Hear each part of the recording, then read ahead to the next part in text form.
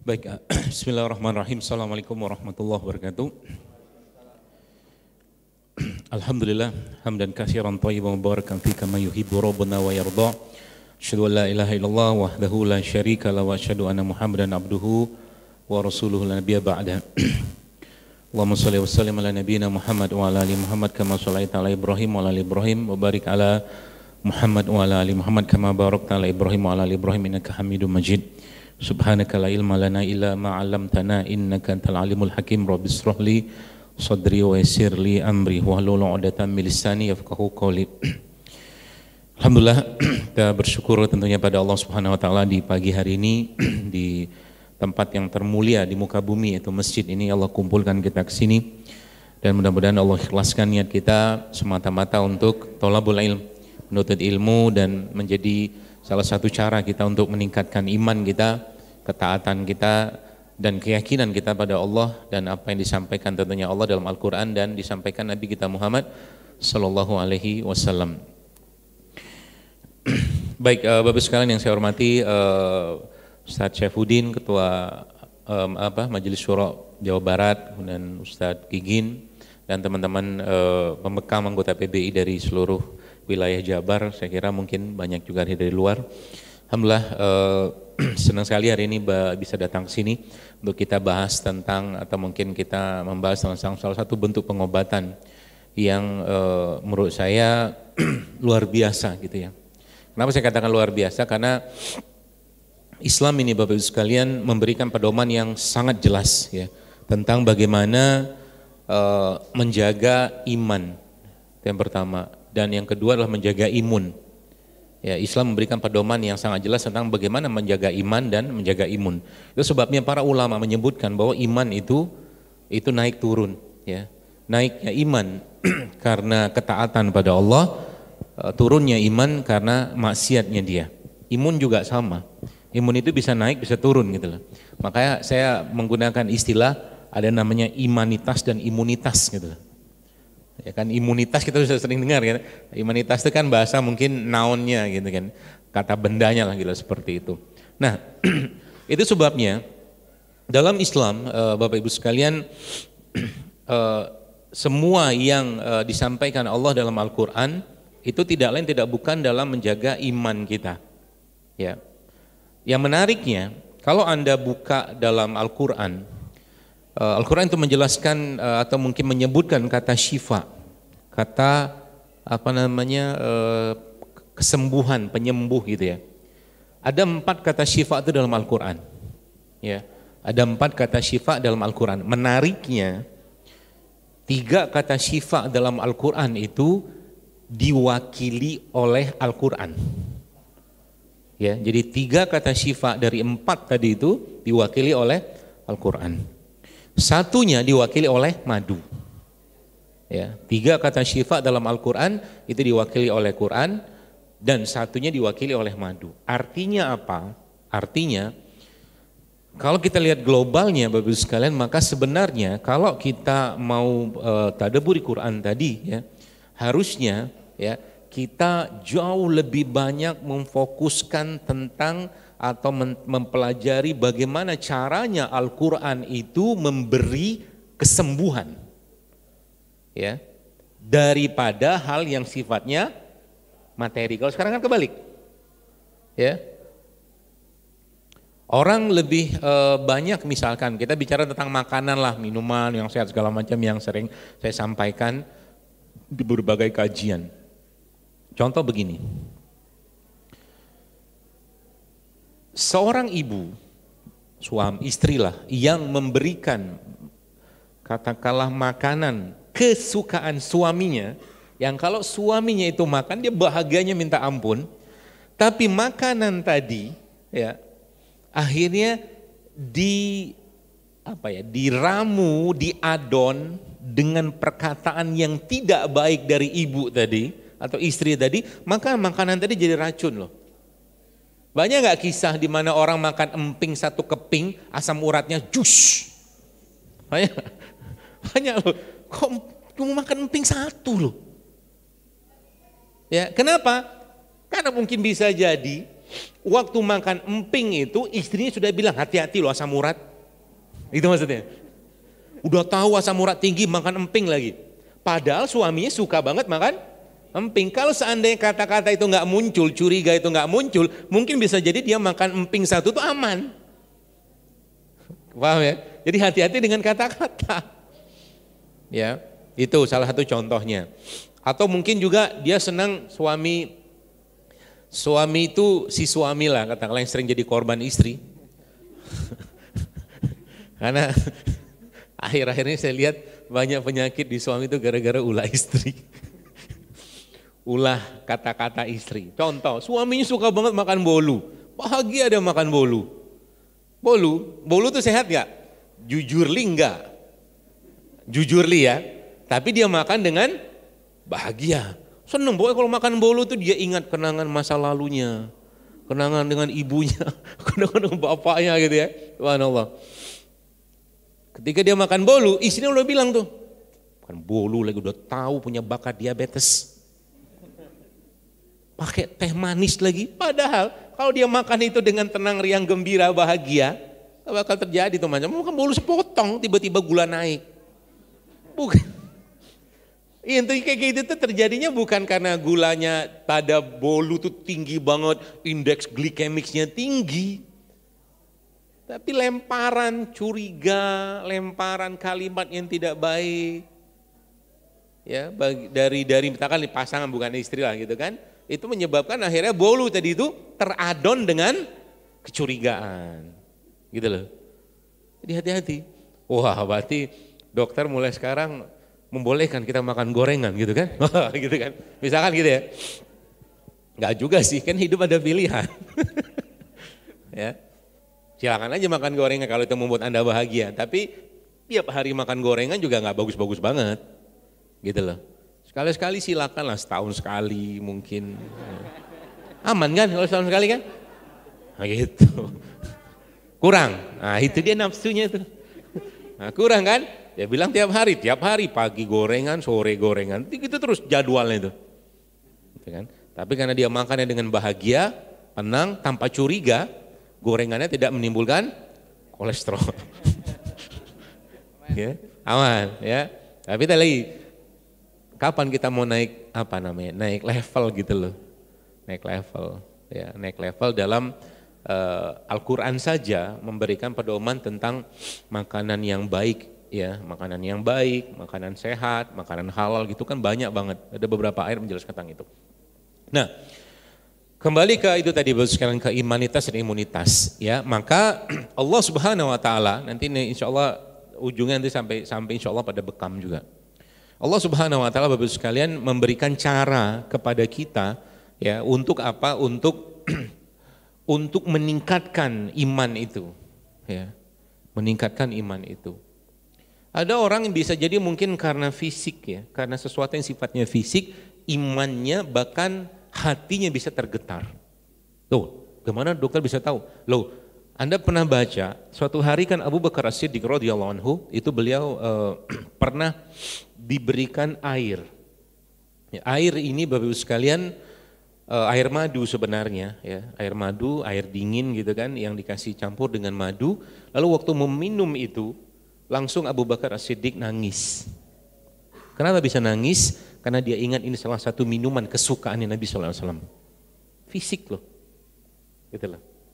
Maka sebenarnya kaitan dari hal-hal seperti ini itu ya adalah bagaimana kita sikapi atau mungkin beradab lebih baik dengan apa yang kita kerjakan. Contohnya begini, ketika misalkan contoh dalam hal fisik, misalkan minum madu atau berbekam gitu kan, ketika Anda melakukan atau mungkin minum madu tadi atau berbekam tadi itu, ada sesuatu yang Anda ingat tentang bekam ini dari sejarahnya Nabi misalkan.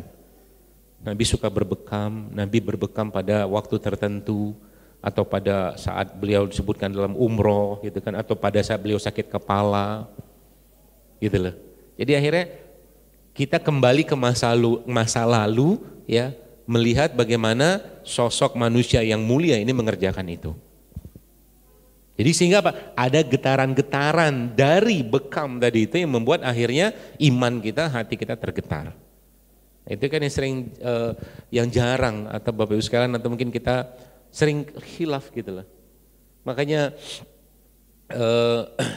Hasan apa Husain radhiyallahu anhu itu ketika beliau mau masuk masjid itu, ya, tiba-tiba beliau mukanya merah. Muka Hasan cucu Nabi SAW itu memerah. Kenapa merah? Karena dia tahu saya mau masuk rumah istananya yang punya langit dan bumi, dia bilang. Gimana saya nggak tergetar?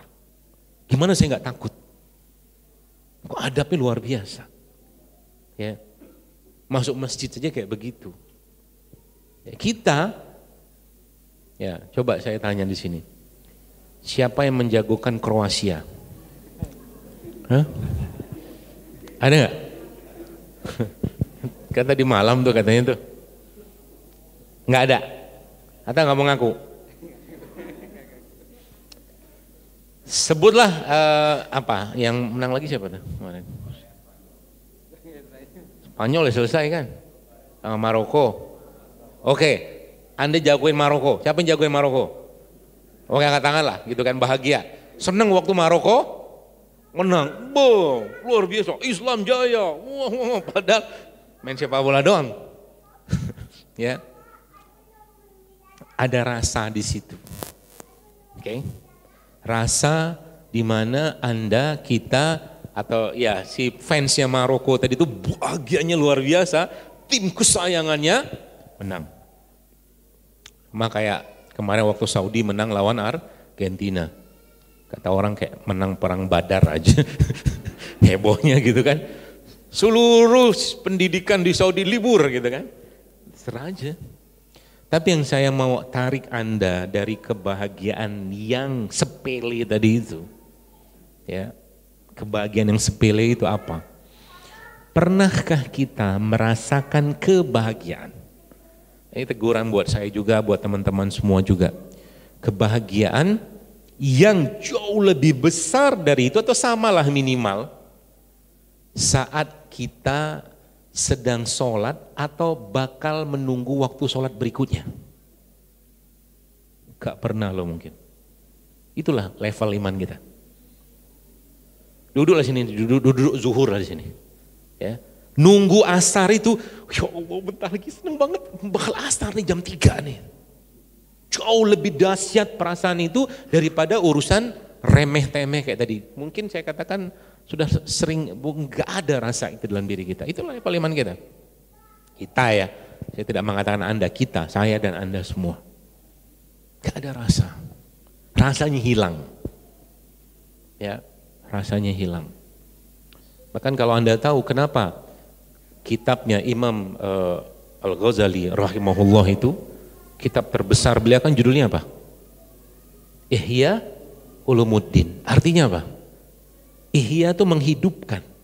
Ulumuddin. Ulumuddin itu ilmu agama. Kenapa? Karena waktu sebelum kitab itu dibikin, Bapak Ibu sekalian, Imam Ghazali ini gelisah dan gusar luar biasa karena ilmu agama yang ada saat itu, ya, dengan berbagai macam halakoh segala macam itu kayak nggak ada rasa gitu lah. Nggak ada rasa. Ya, orang belajar agama cuman untuk gelar, ngejar gelar doktornya apa segala macam. Orang belajar agama ujung-ujungnya bertikai sana sini, begitu-gitulah. Akhirnya 10 tahun Imam Ghazali itu Bapak sekalian menepi uzlah. Gitu loh. Kegelisahan. Ya, kegelisahan yang membuat akhirnya buku itu ya Ihya Ulumuddin itu Masya Allah ya, muncul untuk menghidupkan lagi rasa yang hilang sekian tahun itu dalam pendidikan agama saat itu. Ya, nah maka kita minta, ya kita mohon kepada Allah agar tadi yang paling luar, yang paling kita minta itu apa? Diberi kenikmatan dalam semua bentuk ketaatan dan ibadah yang kita lakukan lebih dari apapun. Itu yang kita minta. Jadi bekam juga sama. Ya, bukan cuma sekedar bahwa bekam tuh teorinya begini segala macam ya, teori oke, ilmu silakan sajalah. Tapi kadang-kadang nggak ada rasa gitu loh. Rasanya nggak ada. Baca Quran, baca nggak ada rasa. Sholat tapi nggak ada rasa. Zikir tapi nggak ada rasa gitu loh. Rasa yang lama hilang. Kenapa lama hilang? Karena tergerus dengan hati yang rusak, hati yang sakit. Kan hati itu kan dibagi 3 oleh Ibnu Qayyim al-Jauziyah. Qalbun maid, qalbun salim, qalbun marid. Hati yang sehat, hati yang sakit, hati yang mati. Tinggal kita lihat hati kita itu levelnya di mana. Gitu loh. Makanya tadi saya katakan kembali ke pembahasan syifa tadi dalam Al-Qur'an. Ya, Al-Qur'an itu memberikan 3 solusi untuk mengobati hati tadi. Ya, kan hati yang bermasalah sebenarnya. Ya, dengan Quran tadi. Dan Al-Quran memberi jawaban atas semua masalah kita tadi. Itu poinnya. Al-Quran beri jawaban. Ya, saya kemarin ngetes waktu saya ke Cianjur. Ya, ada anak-anak datang. Bagus mereka minta Quran. Ya, mungkin Qurannya entah hancur atau apa saya nggak tahu lah. Kasihlah dari posko PBI saat itu kita kasih Quran. Itu saya tanya sama dia. Coba kamu sebutkan apa penyebab terjadinya gempa ini. Jawaban dia itu Ibu sekalian akan mencerminkan imannya dia. Ya. Yang dia jawab apa saat itu? Tidak sesuai ekspektasi saya. Ya lempeng yang bergeser segala macam. Benar nggak jawabannya? Benar, nggak salah. Itu teorinya. Tapi jawaban iman kan bukan itu. Karena Anda sudah tahu tentang itu. Ya tentunya kita dengan tidak kita mencela saudara-saudara kita yang kena musibah di sana ya. Dan jangan kirim juga video-video bahwa di sana terjadi begini, nggak usah. Orang lagi susah bantu. Jangan tambahin susahnya. Gitu loh. Lagi bencana kayak begini, oh ternyata di Cianjur tuh terjadi begini segala macam. Orang lagi susah, makan aja susah. Rumah hancur semua, ditambahin lagi kayak begitu, makin susah orang. Gimana orang gak marah? Yang mereka butuhkan apa? Nasihat. Ya support gitu loh. Maka nanti kalau ada penggalangan dana, awas kalau nggak ngirim. Nggak nyumbang, nggak alasan. Gitu ya teman-teman sekaliannya. Makanya tadi, bagaimana caranya Allah meningkatkan iman seseorang? Caranya gimana? Bagaimana caranya Allah meningkatkan iman seseorang? Dengan apa? Ujian. Itu sebenarnya kan? Jadi caranya Allah untuk mengetes iman. Jadi percayalah ke saya, hidup kita kalau nggak ada lika-likunya, datar aja, nggak seru, serius. Istri nggak rewel, suami nggak bawel, nggak seru, beneran. Anak nggak masalah gitu kan. Kalau gitu-gitu aja hidup, apa indahnya hidup? Datar aja. Makanya Allah kasih kan, gitu kan. Ada aja tuh ujian tuh. Ya, ada orang yang ujiannya apa? Dari mulai dia punya kacamata sampai detik dia terakhir katakanlah sudah berusia sekian puluh tahun, itu lupa terus kacamata di mana. Ada orang kayak begitu. Ujian buat dia gitu loh. Ada loh. Ya. Nah, itulah cara. Jadi imanitas itu Allah uji dengan cara apa? Ujian. Maka itu sebabnya kata Nabi SAW. Nabi katakan apa? Urusan mukmin itu kan mengagumkan kata Nabi. Dapat nikmat dia syukur, dapat ujian dia sabar. Bedanya apa? Enggak ada beda dua-duanya, asal apa disikapi dengan benar. Itu poinnya. Jadi menyikapi sesuatu itu bukan dengan ilmu. Ilmu itu nomor 2, menyikapi sesuatu itu dengan iman dulu. Contoh begini. Saya tuh kalau ngelihat ada, mohon maaf ya, ada orang tua yang mukul-mukulin anaknya, saya nggak habis pikir, apalagi anak masih kecil. Produk-produk ente, hasil ente pukul-pukul, buat apa? Kan itu dirimu di situ. Sifatmu ada di dia, ngapain dipukul-pukul? Anak marah-marah, ngamuk-ngamuk, nangis gak jelas, itulah hasilmu. Gitu loh. Muncul lagi dia, oh ini diagnosanya karena anak, oke lah kita bahas, anak itu mungkin kebanyakan gula, pasir lah segala macam, oke lah. Itu kan ilmu, poin kedua sebenarnya. Tapi poin pertamanya, iman kita menyikapi apa? Ini diriku nih. Itu loh Pak, Bu. Kalau udah tahu begitu, apa yang harus dikerjakan? Istighfar lu, taubat dulu. Gitu loh. Minta ampun sama Allah. Karena bisa jadi anak itu sakit, bukan karena, atau mungkin bukan sakit, anak itu mengeluh seperti itu, bisa jadi karena kurang pelukan dari orang tuanya. Shalom. Lanjut lagi tuh misalkan, ya saya terakhir itu belajar tentang kenapa banyak sekarang terjadi kasus-kasus tumor, kista, kanker segala macam. Ternyata di usut punya usut gitu kan, itu ternyata masalahnya bukan di saat ini. Tapi masalahnya adalah masalah di zona pengasuhannya dia dulu. Zona pengasuhan, sering ditinggal orang tua. Kalau Anda baca Instagram saya kan saya tulis tuh. Sering ditinggal bapaknya, sering ditinggal ibunya, sehingga anak itu kehilangan hak asuh, kehilangan hak kasih sayangnya. Apa yang terjadi? Alam bawah sadar dia protes. Alam bawah sadar dia protes, mana hakku? Kenapa aku nggak dipeluk zaman dulu? Kenapa aku nggak diajak ngobrol? Gitu loh. Kau sibuk cari harta, kau sibuk atas nama cari nafkah, tapi justru malah kewajibanmu, mungkin gitulah anak tuh ngomong, untuk memberiku kasih sayang, engkau lupa.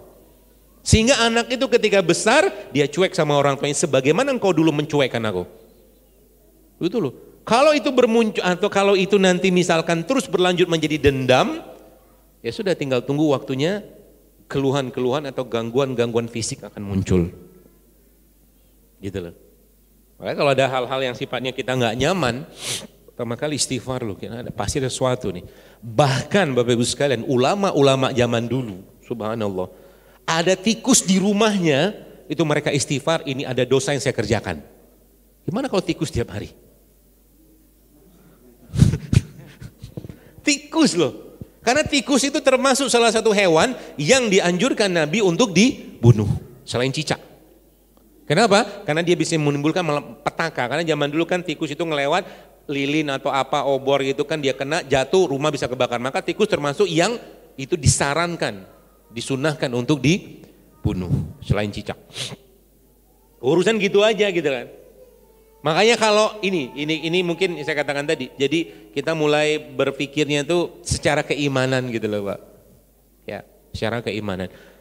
Intinya iman itu bisa menaik atau bisa bertambah atau meningkat dengan ketaatan atau dengan ujian. Asal keduanya disikapi dengan kalau ujiannya disikapi dengan iman, itu yang pertama. Tapi kalau dia melakukan ketaatan, maka ketaatan dia lakukan itu karena kecintaan. Itu poinnya. Baru imannya bisa naik, stabil gitu loh. Itu kayak puzzle, bukan puzzle. Kalau Anda yang pernah main apa tuh, yang kayu-kayu disusun, diambil satu, nanti disusun sampai tinggi gini kan, lalu diambil satu, apa nama itu? Tahu nggak? Ada kayu seginilah, bukan Lego. Uno, seperti Uno, kan disusun tuh. Nanti kan kita ngambil atau tuh, ya ngambil satu. Yang kalah adalah yang ngambil jatuh kan gitu kan? Iman kita itu begitu.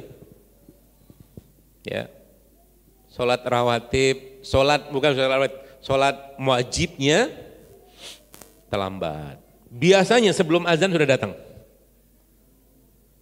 Kayak gitu ya. Datang dia biasanya sebelum azan sudah datang dan berjamaah, turun. Diambil satu tuh. Kayunya itu. Ya, atau plastiknya itu. Kemudian akhirnya apa? Sampai akhirnya dia nggak sholat lagi ke masjid dan sholatnya wajibnya di rumah. Sholat rawatibnya biasa full, sehari bisa 12 bahkan lebih rakaatnya. Mulai itu penyakitnya muncul. Anda sudah mulai paham kenapa Nabi itu berdoa, Allahumma inni a'udzubika minal hammi wal hazan, wa a'udzubika minal ajzi wal kasal, wa a'udzubika minal majubni wal bukhl. Sedih, malas, takut, pengecut. Penyakit Pak Bu. Ya. Seperti itu ya. Penyakit itu bisa mempengaruhi iman seseorang. Seperti tadi lama-lama rawatibnya lepas. Ke masjidnya males. Dulunya puasanya bagus, sedekahnya bagus, tilawahnya biasa 1 juz. Tak. Gitu loh.